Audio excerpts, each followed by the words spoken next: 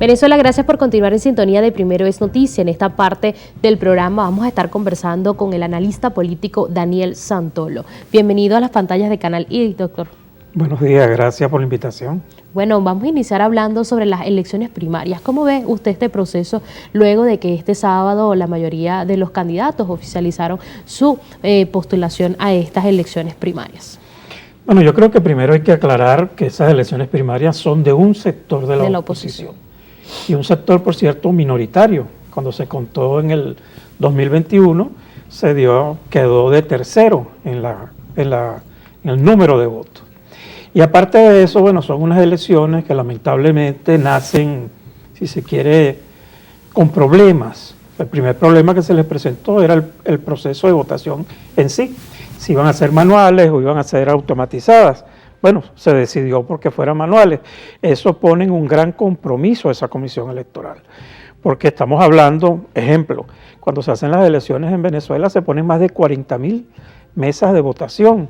¿Cómo va a ser la comisión de primarias para llegar a todo el país? Por cierto, las declaraciones de Enrique Capriles, que hablaba de unas elecciones VIP, serían unas elecciones que pondrían algunos centros de votación, bueno, en las capitales y eso. Entonces, eso no representa al país, representa un sector minoritario del país. Y lo otro que también yo veo que lamentablemente hay que definir es que de los 14 inscritos en las primarias, casi todos están inhabilitados o pueden ser inhabilitados. Entonces, creo que se le está mintiendo a la gente.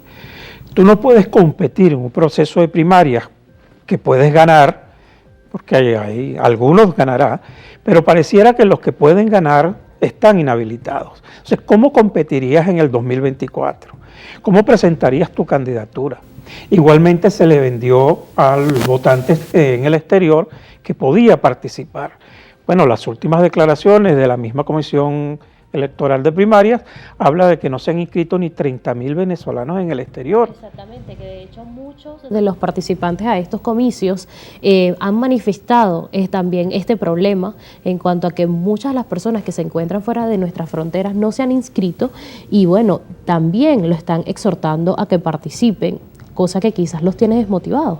Sí, porque hay una realidad. Yo puedo estar en el exterior, pero si no estoy registrado en el registro electoral venezolano, no tengo derecho al voto para el 2024, que es el que importa. Entonces, inscribirse en una APP, una cuestión técnica, no me da el derecho al voto.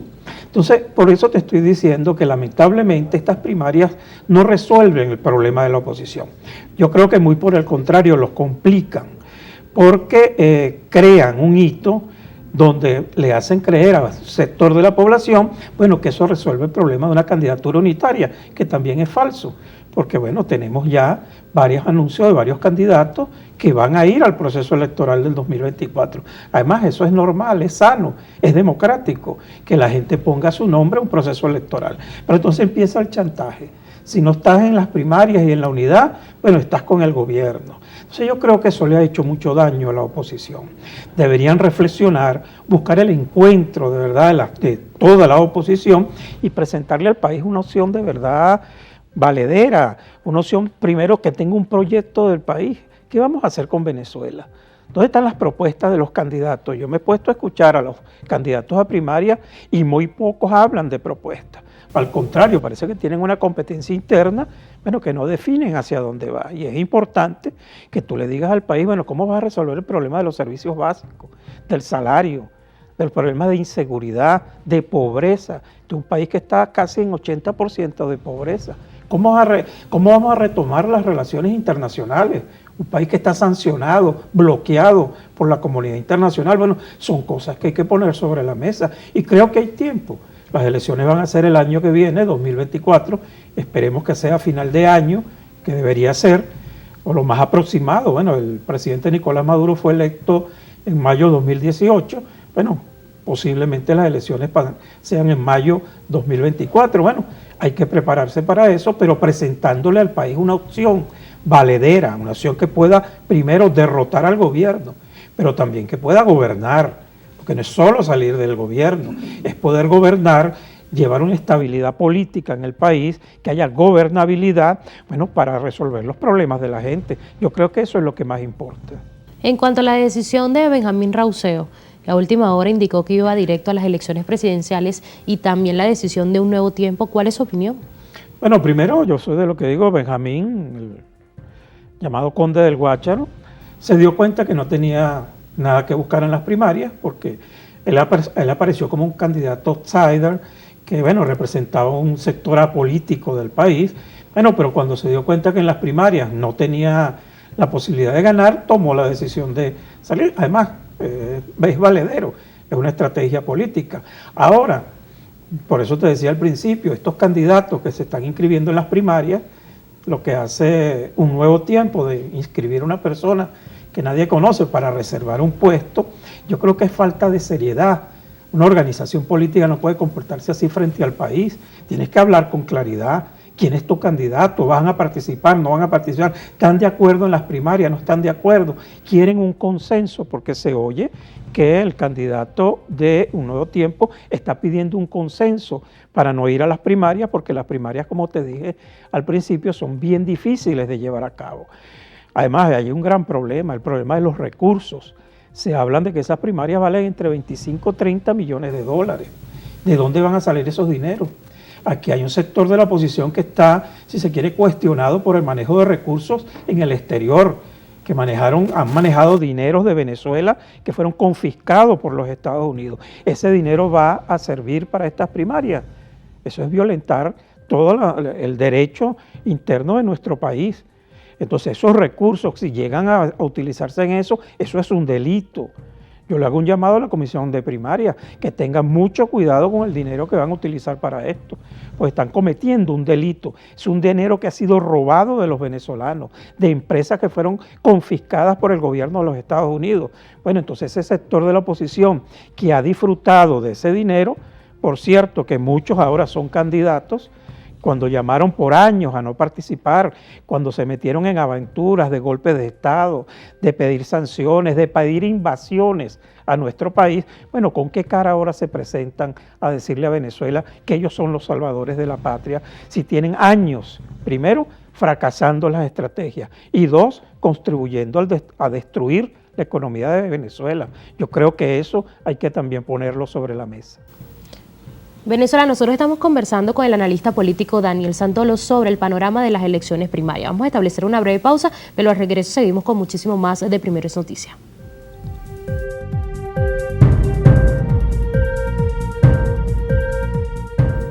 Gracias por continuar en sintonía de las pantallas de Canal I. Venezuela, nosotros estamos conversando con el analista político Daniel Santolo sobre el panorama de las elecciones primarias organizadas por un sector de la oposición y que se realizarán el próximo 22 de octubre. También me gustaría que nos comente usted de las 14 personas que ya están inscritas en estos comicios, ¿quién cree usted que tiene más posibilidades de ganar estos comicios?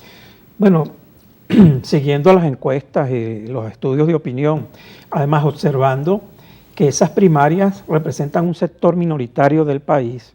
Por cierto, el sector más extremista, el sector que ha estado ligado a la salida rápida, a los inventos de un sector de oposición, allí el mejor candidato para ese sector del país se llama María Corina Machado, porque representa ese sector que se moviliza, que marcha, que sale a la calle, que quiere un cambio ya. Bueno, y ella lo viene predicando de esa forma. Entonces, bueno, podría ser, y casi todos los estudios de opinión así lo dicen, que María Corina podría ganar ese proceso electoral. Ahora ahí tenemos un problema.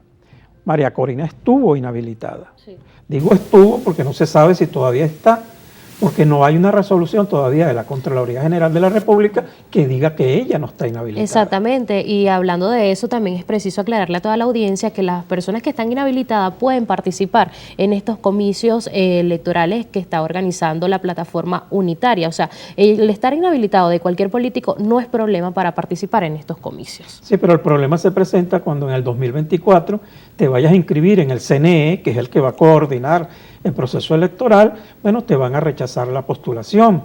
Entonces, por eso yo repito, es engañar a la gente. Algunos dicen, bueno, no importa, después se habla con el gobierno. Pareciera que no saben con quién están hablando. Aquí hay muchos que hablan de que este es un gobierno autoritario, que no respeta las instituciones, y ese es el discurso que han mantenido. Entonces, se presentan inocentemente diciendo, bueno, que si yo gano las primarias y estoy inhabilitado, el gobierno me va a quitar la inhabilitación. Bueno, yo creo que eso es fantasear. Por eso yo digo, aquí hay que buscar un candidato, primero que pueda derrotar al gobierno y que no sea inhabilitable, o por lo menos que si el gobierno lo inhabilita, el costo político sea muy alto. Porque aquí hay venezolanos, ciertamente, que no han estado en ninguna de estas situaciones que posiblemente podrían ser inhabilitados. Entonces, frente a un gobierno autoritario, ¿cuál es la ruta? La ruta es buscar un candidato que represente a la mayoría y ese candidato tenga un proyecto de país consensuado con todos y por supuesto que levante y siquiera emocione. Porque ¿qué está sucediendo ahorita? Vemos que bueno, el proceso de primaria ha generado cierta expectativa, pero ¿en dónde? En un sector pequeño de la población. La gran mayoría del país anda en otra cosa. Hay una desconexión total. Mientras estamos discutiendo, los políticos estamos discutiendo, bueno, ¿qué hacemos con las primarias? Si es manual, si es automatizado, si ponemos una cajita en la Plaza Bolívar. El país en general está viendo cómo sobrevive, cómo come, cómo hace mercado, cómo paga los servicios, cómo resuelve esa situación diaria. Si no conectamos con ese gran país, que representa más del 80%, bueno, es imposible. Entonces, este gobierno es derrotable. El gobierno nacional ha perdido más de 4 millones de votos en las últimas elecciones. Las últimas elecciones del presidente Chávez sacó 8 millones de votos. Las últimas elecciones que se dieron en el país, el gobierno no llegó ni a 4 millones de votos. Entonces es un gobierno que se puede derrotar electoralmente hablando, un gobierno que se lo está consumiendo la crisis, pero si tú no le presentas al país algo diferente, algo que de verdad emocione, un proyecto de país con un buen candidato, lamentablemente, ¿qué va a suceder? Bueno, una dispersión del voto, 7, 8, 9 candidatos de oposición y el gobierno con su porcentaje mínimo de 20, 25%, igual que en el 2018, volverá a ganar las elecciones. Claro, profesor, sumándole a esto la gran cantidad de problemas internos que tiene este sector de la oposición y a los que ellos siempre dicen llamar la unidad, pero al final ellos mismos no son unidos, ni llegan a un consenso por mejorar Venezuela. Bueno, pero ¿cuál sería la unidad de ese sector? Se dio en el 2015. Por cierto, yo estuve en la mesa de la Unidad Democrática cuando estaba el doctor Guillermo Veledo y llegamos al 2015 y se ganaron las elecciones. ¿Cómo se ganó? Porque hubo un gran acuerdo entre todos. Nos acordamos en los candidatos, nos acordamos en un programa parlamentario y fuimos unidos a ese proceso electoral. ¿Ahora qué está sucediendo? Bueno, es que ese sector ni siquiera se ha podido poner de acuerdo ellos. Ese sector de oposición que se reunió en lo que llaman ellos la plataforma unitaria, que por cierto la unidad es un chantaje. A mí tú no me puedes decir que si yo no estoy allí no soy unitario, muy por el contrario, yo creo que ellos son los que han dividido el electorado venezolano con una posición sectaria. No, aquí han habido partidos que quisieron participar en las primarias y no los aceptaron. Ahí está la gente de COPEI, que hizo una solicitud formal para participar y le dijeron que no. Está la gente de Primero Venezuela, que también fueron para que los dejaran participar y no los dejaron entrar. Entonces ellos mismos han generado una división en el país. Entonces, ¿qué pretenden? Que todos los demás que tienen aspiraciones legítimas, organizaciones de partidos legítimos, bueno, tienen todo el derecho a participar. Además, ahí hay un problema, que ese sector de oposición en su gran mayoría no tienen tarjetas como participar legalmente en el CNE. Ellos solo se quedaron con la tarjeta de la MUD, que por cierto es una tarjeta que ellos expropiaron de acuerdo con el gobierno para participar en las últimas elecciones. Esa tarjeta de la MUD, que era la tarjeta de la manito, era de todos los sectores de oposición. Bueno, un grupo se quedó con esa tarjeta. Entonces ellos hablan de expropiación de tarjetas por parte de los tribunales. Bueno, ellos expropiaron la tarjeta de la unidad. Entonces, los que han llamado a desunir al país son ellos. Con este planteamiento, como tú bien lo decías, bueno, ni ellos se han podido poner de acuerdo, porque ellos pudieron haberse puesto de acuerdo y presentarle un candidato al país. Por cierto, un candidato respetable, un candidato honorable, un candidato que no estuviese envuelto en toda esta cosa de corrupción que los rodea, por cierto, a casi todos. Bueno, no lo hicieron, entonces ahora van a una medición, engañando nuevamente al país, diciéndole que esa es la unidad. Bueno, no es la unidad. Esa es la elección de un pequeño grupo de partidos para elegir su jefe político, pero eso no va a representar a la mayoría del país. Entonces yo creo que eso hay que decírselo a la población para evitar nuevos desencantos. Bien, en cuanto al adelanto de las elecciones presidenciales del 2024, un supuesto adelanto, y el sector de la oposición, ¿cómo sería ese análisis político desde su punto de vista? Bueno, primero constitucionalmente las elecciones son el 2024. no podrías traerla este año. Por supuesto, podrían adelantarla primer trimestre, segundo trimestre, porque lamentablemente tampoco nos ocupamos de resolver ese pequeño problema. Cuando se ganó la Asamblea 2015, aquí debió corregirse varias cosas. Una era esta: nuestra ley electoral no dice cuándo son las elecciones, dice el año. Entonces allí tú puedes jugar con la fecha. Bueno, supongamos que el gobierno adelanta las elecciones para el primer trimestre, que lo dudo, porque el gobierno debería resolver un poquito la crisis económica para poder avanzar. Bueno, ¿cómo consigue a la oposición? Bueno, nos consigue divididos, con más de 15 candidatos haciendo campaña por el país, con diferentes posiciones o perspectivas, o peor aún, con un sector que todavía plantea disimuladamente la abstención.